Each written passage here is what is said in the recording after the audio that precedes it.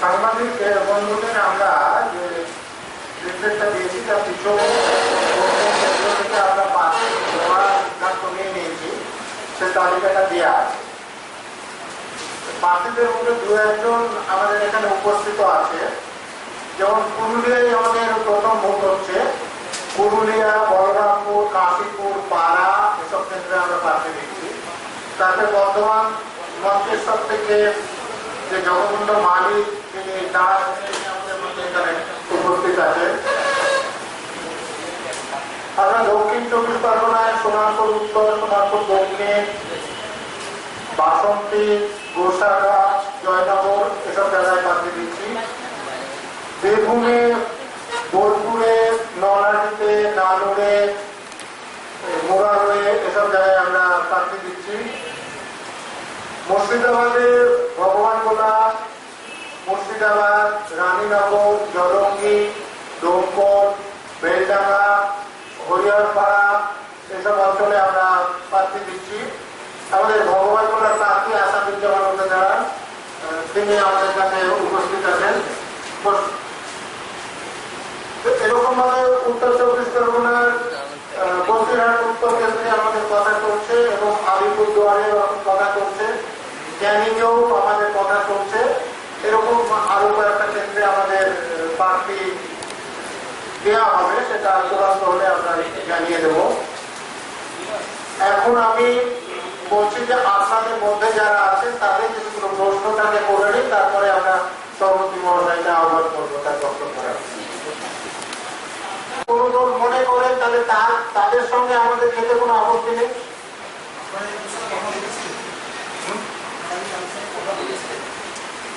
দেখুন, আমরা তো দলটা তৈরি করার চেষ্টা অনেকদিন থেকে করছিলাম, আরো অনেকে করছিল। আপনাদের খবরের কাগজে তাদের নামটা অনেক বেরিয়েছে, আমাদের কথা খুব কম বেরিয়েছে। কিন্তু আমরা দলটা যেহেতু এখানে তৃণমূল কংগ্রেস আছে এবং কেন্দ্রের বিজেপির সরকার আছে, তারা আমাদের প্রতি খুব বন্ধু ভাবাপন্ন নন যে আমরা দলটা খুব তাড়াতাড়ি তৈরি করতে পারি, সেটা চাইনি। যেমন কলকাতা কর্পোরেশন থেকে আমরা একটা এনওসি চেয়েছিলাম, মানে লোকাল গভর্নমেন্ট থেকে কোনো দলের যে অফিস করা হয় সেখানে আইনগত কোনো বাধা নাই, সেটা লাগে। কলকাতা কর্পোরেশন দেবো না বলেনি, কিন্তু আমাদেরকে দেয়নি। যার জন্য আমাকে মুর্শিদাবাদে আমার বাড়িকে অফিস দেখিয়ে সেখান থেকে এনওসি নিয়ে দিল্লিতে দরখাস্ত করতে হয়েছে। দরখাস্ত করার পরও কিছু লোক যারা তৃণমূল এম লেখেন, আমাদের এখানে একটা পার্টি লেখেন জানেন, তারা আপত্তি জানিয়েছিল যে আমাদের এই পার্টি করার অনুমতি দিলে আমরা যাদেরকে মূল্যবাসী বলছি না তাদেরকে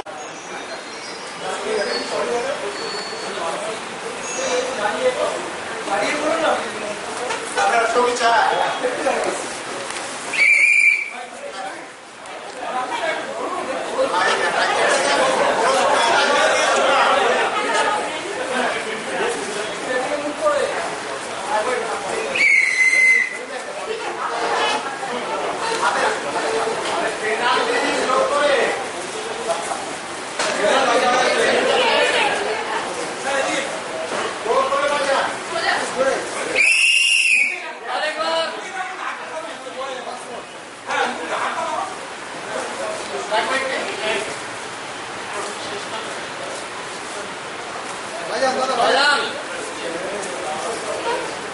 আমি মূল্যবাসী কারা বলেছি, তার মধ্যে তফসিলি জাতি আছেন, তফসিলি জনজাতি আছেন, schedule caste, schedule tribe, OBC আছেন, অন্যান্য সব সূত্র আছেন।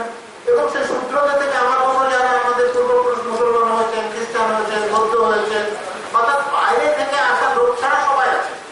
নিজেকে ওজন করে টাকা নেওয়া বা নিজের মূর্তি করা এরকম কাজের সঙ্গে আমাদের সমর্থন নাই। 2% লোক মন্ত্রিসভায় 41%, এবং সরকারি চাকরি মন্ডল কমিশনের যদি রিপোর্ট দেখেন তারা দখল করে আছে 62% চাকরি, 3.5% সারা ভারতে ব্রাহ্মণদের হার। আপনারা যদি দেখেন ব্রাহ্মণ, ক্ষত্রিয়, বৈশ্য মিলে সারা ভারতে 15%, তারা দখল করে আছে মোট চাকরির 87%, আর্থিক প্রতিষ্ঠানের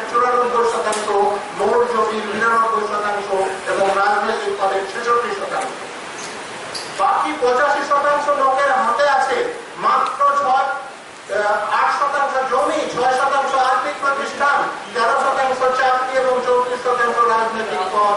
এই লোকগুলো যাতে সরকারি চাকরি পায়, প্রভাবের পদ পায়, আর্থিক কিছু প্রতিষ্ঠা হয় এবং জমি জমা কিছু হয়, আমরা তার জন্য লাগছি।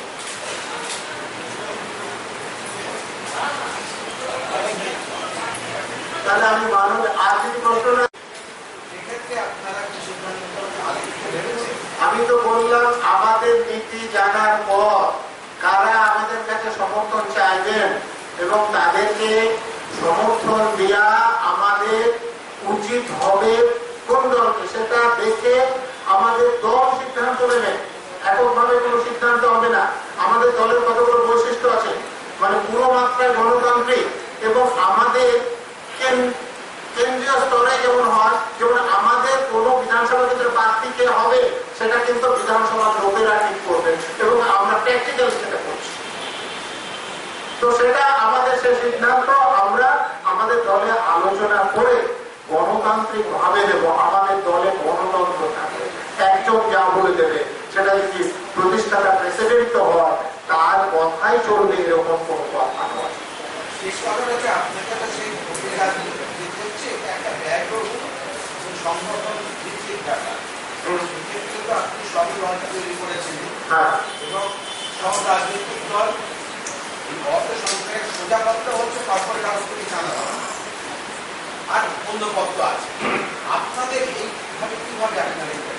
দেখুন, এ ব্যাপারে আমাদের লিখিত, আমি এটা মূল্যবাসী পার্টি কেন বলে একটা বইও লিখেছি যার জন্য, এবং মূল্যবাসীদের জানতে হবে বলে একটা বইও লিখেছি।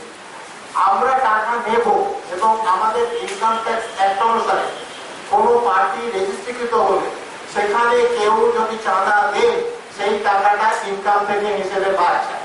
অতএব কোনো কর্পোরেট হাউসের কাছ থেকে চাঁদা নিতে আমাদের আইনগত বাধা নেই। কিন্তু আমার কাছে কিছু প্রস্তাব ইতিমধ্যে এসেছে যে কোনো লোক আমাদেরকে চাঁদা দিতে চাইছে, কিন্তু আমাদেরকে চাঁদা দিয়েছেন জানলে বর্তমানে রাজনীতির শাসক দল আছে বা অন্য দলগুলো অসন্তুষ্ট হয়ে তাদেরকে হয়রান করবে বলে তারা বলছে যে আমাদের নাম বলা যাবে। আমরা কিন্তু তাদের কাছ থেকে চাঁদা নিই। আমরা চাঁদা নিলে বলছি আমরা রসিদ দিয়ে চাঁদা নেব, আমরা বলবো যে তার কাছ থেকে নিয়েছি। যদি আমরা কার কাছ থেকে চাঁদা নিই আমরা অস্বীকার করবো না যে ওর কাছ থেকে চাঁদা নিই। যদি তাদের ভুল হয় বলবো আমরা ভুল করেছি, যার নাম আমরা বলতে পারবো না তার কাছ থেকে চাঁদা নেবো না, আমাদের পরিষ্কার সিদ্ধান্ত। আমরা কোনো দাবি পচা জিনিস নেব না, আমাদের দলে এসে দাবি পচা হলে রাখবো না, একদম পরিষ্কার কথা। আপনারা যদি এর অন্যটা কিছু দেখেন তাহলে বলবেন।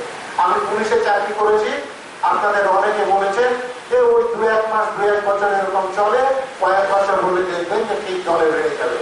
আমি 33 বছর চাকরি করেছি, আশা করি আপনারা কেউ বলবেন না যে আমি অসৎ হয়ে গিয়েছিলাম, ঘুষ নিয়েছিলাম, আশা করি বলবেন না। তো আমি রাজনৈতিক দল করছি, আপনাদের বলার সুযোগ দেব না যে আমি অসৎ হয়ে গিয়েছি, অসৎ লোকদের নিয়ে কারবার করছি। আমরা তো ফান্ড আপনার কাছে চাইবো, আপনি যদি আমাকে চাঁদা দেন আমি আপনার কাছে নেব। যদি না পাই, আমাদের টাকা না থাকলে, যেমন আজকে যদি আমাদের অনেক টাকা থাকতো, 27টা নয়, তাহলে আমরা হয়তো 294টা আসনে প্রার্থী দিতে পারতাম, আমরা যোগাযোগটা বেশি করতে পারতাম, বেশি মিটিং করতে পারতাম, খবরের কাগজে বিজ্ঞাপন দিতে পারতাম, টিভিতে বিজ্ঞাপন দিতে পারতাম। একটু যদি প্রচার হতো আমাদের পার্টি তাহলে অনেক বেশি হতো, যেমন অন্য পার্টিগুলোর ক্ষেত্রে হচ্ছে। সেটা আমাদের হচ্ছে না। আমরা যে অবস্থায় থাকবো, আমরা সততার পথ ছাড়বো না, আমরা স্বচ্ছতার পথ থাকবো না, তাতে যা হবে হবে। আমরা বিশ্বাস করি যে আমরা স্বচ্ছতার সঙ্গে সততাকে নিয়ে যদি থাকি একটু সময় লাগবে, কিন্তু আমাদের সঙ্গে লোকেরা আসবে।